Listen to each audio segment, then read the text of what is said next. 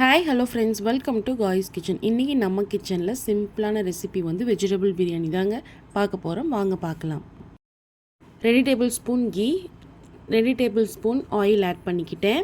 இப்போ பிரியாணிக்கு தேவையான மசாலாலாம் ஆட் பண்ணிக்கலாம்.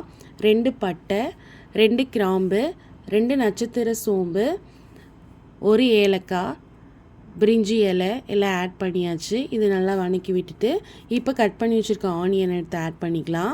அதையும் நல்லா பொன்னிறமாகிற வரைக்கும் வதக்கிக்கலாம். ரொம்ப ப்ரௌனிஷாக தேவையில்லைங்க, ஓரளவுக்கு இருந்தால் போதும். இப்போ இஞ்சி பூண்டு பேஸ்ட்டு ஆட் பண்ணிக்கலாம். அதையும் நல்லா பச்சை வாசம் போக வர நல்லா வதக்கி எடுத்துக்கோங்க.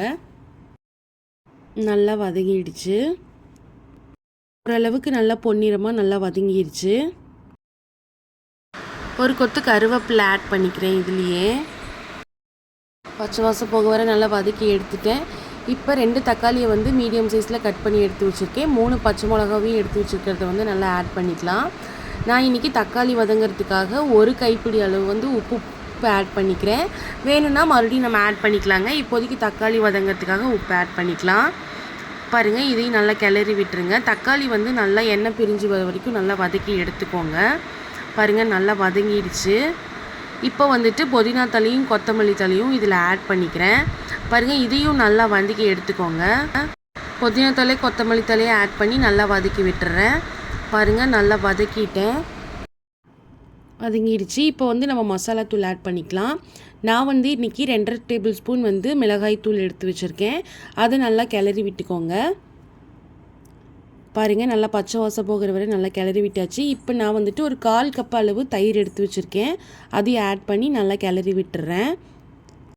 இப்போ இல்லாத தயிர் தாங்க எடுத்து ஆட் பண்ணியிருக்கேன். அப்போனா தான் கொஞ்சம் டேஸ்ட்டாக இருக்க மாதிரி இருக்கும். வீட்டிலையே போட்டது தான், ஒன்றும் ப்ராப்ளம் இருக்காது அதுபடி.